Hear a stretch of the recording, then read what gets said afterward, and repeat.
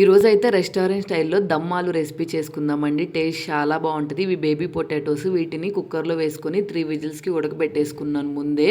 ఒక బాండీ తీసుకొని అందులోకి దాల్చిన చెక్క, లవంగాలు, ఇలాచి, మిరియాలు, ధనియాలు, జీలకర్ర, అనాస పువ్వు, మరాఠీ మొగ్గ, జాపత్రి వేసుకొని లో ఫ్లేమ్‌లో ఒక 5 మినిట్స్ అయినా ఫ్రై చేసుకోవాలి.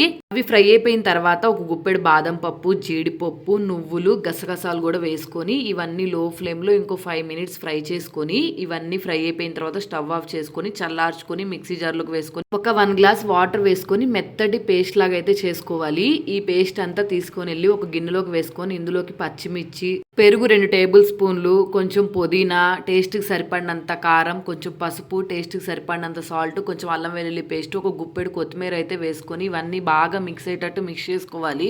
మిక్స్ చేసుకున్న దాన్ని పక్కన పెట్టేసుకోవాలి. బేబీ పొటాటోస్ అయితే కుక్ అయిన తర్వాత ఇలా పొట్టు తీసుకొని పక్కన పెట్టుకోవాలి. నెక్స్ట్ ఒక బాండీ తీసుకొని అందులో కొంచెం ఆయిల్ ఎక్కువగా పడుతుంది. కొంచెం ఆయిల్, కొంచెం గీ కూడా వేసుకోండి కావాలనుకుంటే. నెక్స్ట్ ఇలా సన్నగా కట్ చేసుకున్న ఆనియన్స్ వేసుకొని ఇట్లాగా రెడ్ కలర్లోకి వచ్చేంత వరకు ఫ్రై చేసుకోవాలి.